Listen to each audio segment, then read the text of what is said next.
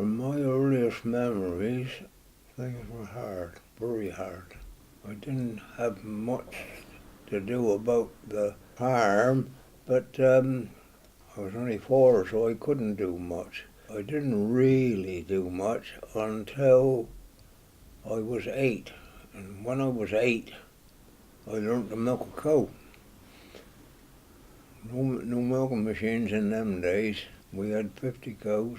5, 6 people that milked them twice a day. I had to milk 4 before I went to school. That was from the age of 8.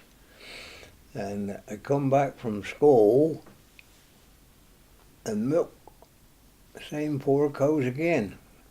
Saturdays we had clean out the hens' houses and the ferrets. We used to keep ferrets to catch the rabbits with, and we had to clean out the ferrets box always. Saturdays, not a very pleasant job. We had to always had to get firewood, because we had no electricity, and we had no pipe water. The water we had to get up from a well, and I can remember letting the bucket down on a winch, and he had to go in sideways so that he'd scoop the water up and then wind up the winch, tap it out. But we used a lot of water for cheese making, and but when we had to sell the milk through the winter months, which were September to April, we had to cool the milk, and if we had to cool the milk, you had to tip it up into a elevated shelf, and it ran down over a corrugated metal apparatus to cool it. But to get the water up there, we had to have a tank up above in the dairy, but we had to fill that tank with a semi-rotary pump. As soon as we could do it, that was the kids' job. We didn't have any motor cars. We had a horse. We had horses did the work. No tractors. We had one, what we called a trap horse, what was called a governess car, which was nearly a circular sort of apparatus with 2 wheels and shafts, and the pony went in between. And if we wanted to go out, Father had to drive us a weekend, Saturday or Sunday. The coldest winter ever recorded, I think, was 1931, where I had to go from Rampisham to Evershot to school. The snow had drifted off of a sloping field and was higher than the telephone wire. Whoever was house captain, we had to record the weather on Monday morning. I happened to be at that time. I was house captain for Gordon. I went out and looked at the thermometer. We had a maximum minimum thermometer and a rain gauge. We had to record the way of the wind and whether it was cloudy or not. Going back into school, and I said, the thermometer's busted, sir. Don't be daft, boy, he said. He stumped out with me, because he was a military man. He picked up the thermometer and he, God, he said, I'm proud if you aren't right. He said, we've had more than 32 degrees of frost. But of course, as soon as I left school, I had to leave school, really. My sister went to grammar school. But Father said, okay, she went to boarding school, and he said, we said, we can't afford for you, you can go. And he said, you got to come home to work on the farm. And that's what happened. And to save a man's wages.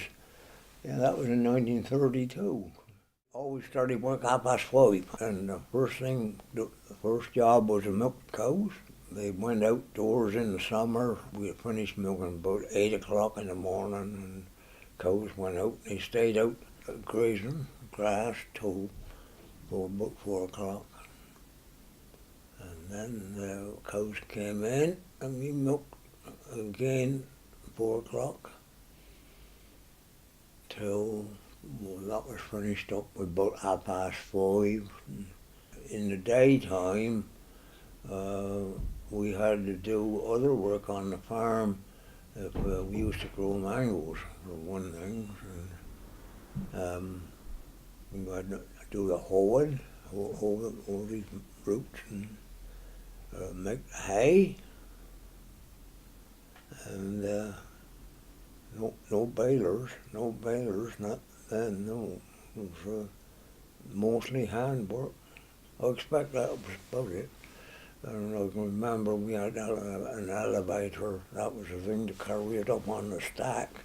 And we had a hay loader then. But of course, no tractors, so that'd be pulled by horses. And that was always my job, to drive the horses. I either drive the horses or else load the wagon. The wagon, the hay loader brought them the hay up on 2 cranks, and if the horses were going uphill, they'd go ever so fast, you see, for get up there. If they were going downhill, the hay loader was going too fast, and 2 men on the load, they couldn't cope. So the best thing that ever happened was when in 1939 we had a tractor, and then the tractor always pull the hay loader, yeah, because he'd pull in low gear, he'd keep speed. That was the biggest improvement was ever made, I should think. Before we used to call the hay loader, we always called a man killer. As soon as the war came, there was committees formed in each county called War Agricultural Executive Committee, and they visited every farm. The majority dairy farms had never seen a plough. They didn't know what a plough was. When the war came and these agricultural executive people, they changed everything. They said, look, every farmer must plough more ground, and we got to grow more wheat, more bread corn. Some farmers really, who'd been dairymen all their lives, they got really upset about it and refused to do it. I think some were prosecuted. I can remember Father teaching me to plough before I was 14 with horses. Yeah, he said, no, he said, you've got to plough an acre a day, 1 acre. That was a pair of horses and a single furrow plough, which was only about 9-10 inches wide. So you walked a long way, behind the horses. We always had a small area of arable. We had to plough up 2 fields. In 1939, that was. So we had a tractor in 1939, so it made that easier. And of course, the tractors they came thick and fast when everybody wanted a tractor, and the price. The Ford tractor was £145, but on steel wheels, not on rubber tires, on steel wheels. You couldn't get enough rubber. We couldn't have rubber wheels a lot later. I can remember the first 2 fields of wheat we grew on land never been ploughed before. we had a fair amount of wet weather, and these crops were very lush because being dairy land, the ground was very fertile, you see, where the animals had been feeding and we'd been putting on the dung from them, and it was very fertile, and it all went flat, absolutely flat. And we had a binder, but a binder was a machine before a combine. We had a binder and we couldn't cut it with a binder. So we had to cut it with a tractor and the mower, that was a grass mower, and tied it all up behind. We had a camp in the village, and the soldiers used to come and tie it up by night for us. Yeah, and we used to give them a few shillings, and yeah, they tied all this up behind. That was partially caused by a disease that we'd never seen before, eye spot disease, which was at the bottom of the stalks. It was an eye spot. It was like a small eye, and that weakened the straw, and that was why they tipped over. It was because the ground was too fertile. Some of it was wasted, and when they were tied up, they had to be stuck up in rows and called stitches, we call it. They had to be kept and turned and to get it dry before they're stacked. And the Ministry of Food sent round a man to look at every sample of wheat, and he'd put his hand in a sack behind the machine. He said potentially millable, and it was rubbish, really. It hadn't been through any cleaners or cleaned any way. So during the war, I thought it was making brown bread. It could have been used for cattle feed, but necessity was the mother of invention. I don't think anybody was left hungry. I think we all had something. I mean, may not mean the tastiest of meals we had, but it was better than nothing. Food was rationed, you see. Food was still rationed when we came on stove. Yeah, that was in 1951. Oh, the big freeze in 47 was, yes, it was very, very hard, cold wind, and everything froze up. Had to keep breaking the ice on the water for the cattle to drink, and everything had to be carried to them. The foot and mouth disease was on the joining farm in 47, and we had sheep, lambing. We couldn't move them across the road, so we had to carry everything to them as the lambs were born. Someone had to be there all the time, you see, and as the lamb was born, you picked up your lamb and made a little pen for each mother of your lamb, or two lambs, dried them off with a bit of hay, and they were all right then. But if one was born out in the field in the daytime, just like you've had a glass jacket on, you no sooner you were born, you were gone. After that, we had a very wet time, I can remember, and everything was muddy and mucky and mild after that.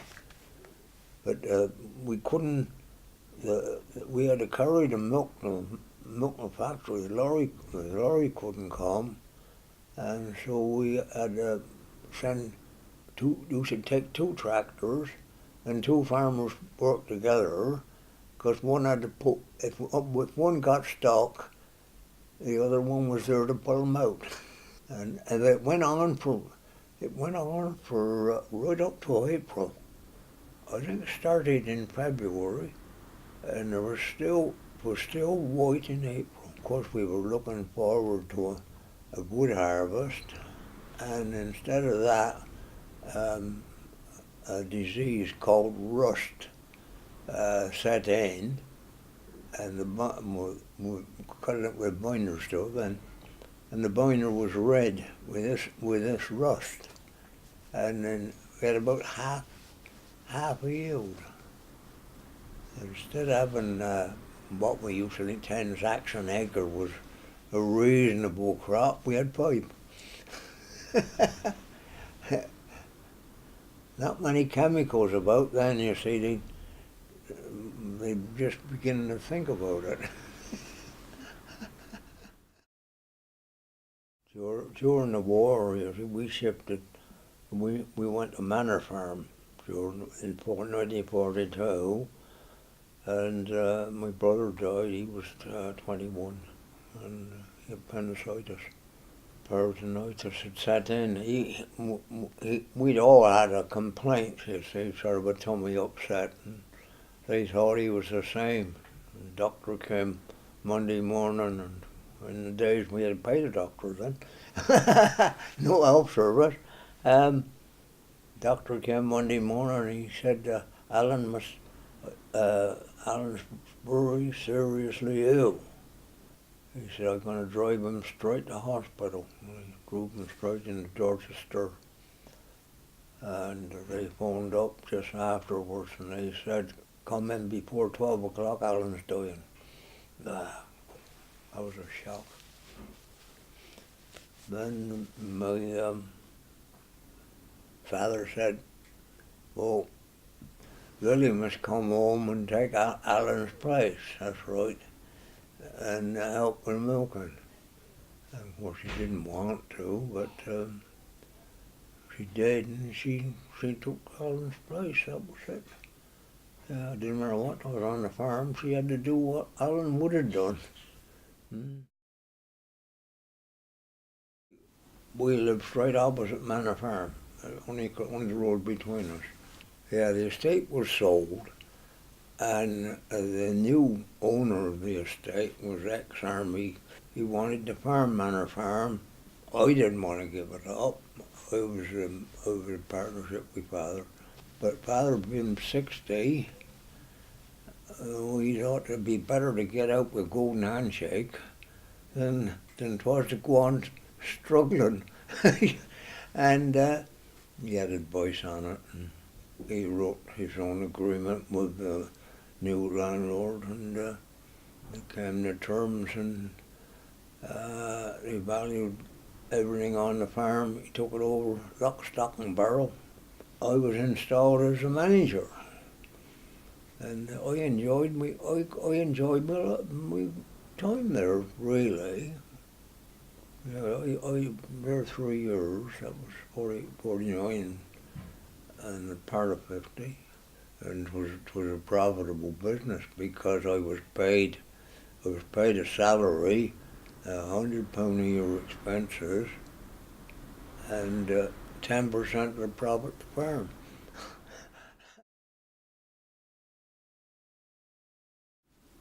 So when I saw Huntstall was advertised, and I rang him up, I saw this advert in the paper.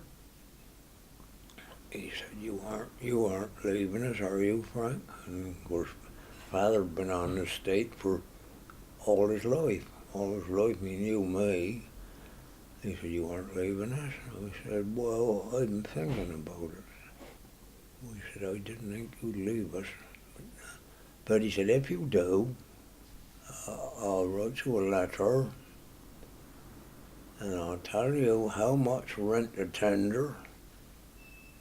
And he said, no, see that you get it. We moved to Huntstow in 1951. We had 2 chaps that had been working for me working for the estate up there, at Manor Farm, and they were coming with me, and at the last moment, she said, I can't go down there, she said, and I'm expecting a baby, so I shan't know anybody, and so I said, well, that's all right, Mrs. Larkham. I said, that's all right. I said, come when you can. I come and was Jim. And he had 5 children. He decided we couldn't get the bus to come. That's right. We tried to get the bus to come and fetch the children. And they couldn't do it. They wouldn't do it. So Jim left. I had another one. And he used to do the milking and his wife. I used to let him keep a pig and a calf or two. He had a little cottage, had a little orchard with it. And then one day, I went up in Granary one day and we used to have a fairly neat system. 'Cause before we had a tanker combine with sacks. I happened to notice that we always put this, we got a big long granary on stove, and we always put the grain in, and they were put in rows, 12 that side and 12 this side, and we had a little gap in between them so the cat could go in between them, catch the rats. And oh yeah, there was a bag of barley there when I went to town. There was a bag of barley there. This chap used to go down. We lived close to the farm. He used to come down and see the cows at night. The cows in them days, the cows were all tied up in a row round the yard, and he'd come down and feed them a bit of hay or silage or something, just see they were all right. And I don't know.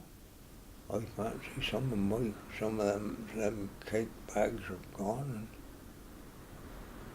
and begin to sort of get a little bit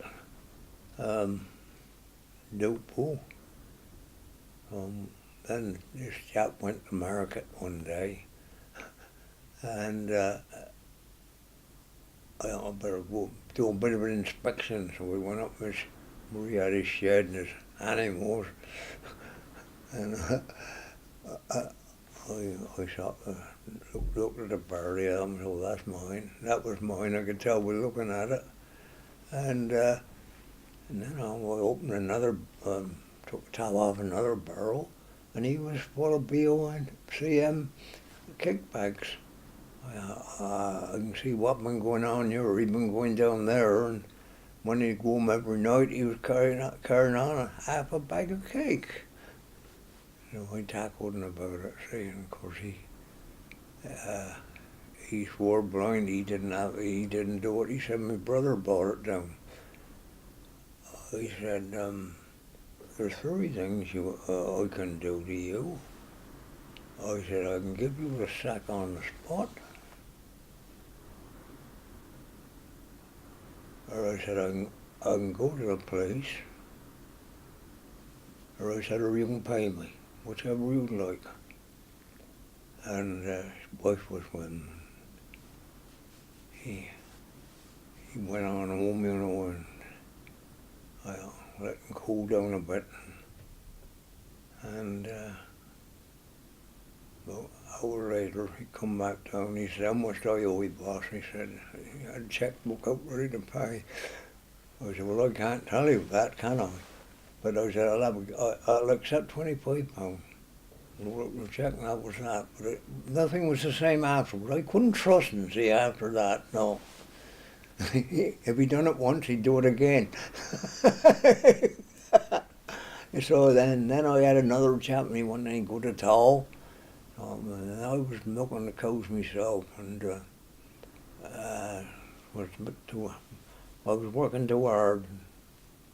Couldn't stick it for long. Milking 75 cows, and it became a bit too much, and I decided to sell the cows and go and produce beef. But when I sold the cows, it was the biggest mistake ever I made. As long as you got cows, you've got cash flow. The telephone went. This was my brother-in-law. He said, I got somebody to speak to you. He said, you want a tractor driver? You know, he camouflaged his voice a bit. And I said, that's right. I said, you will do, Fred. Just like that, I told his voice. I said, you will do. And that was that. So a year later, he joined us. all the rest of the family worked for us.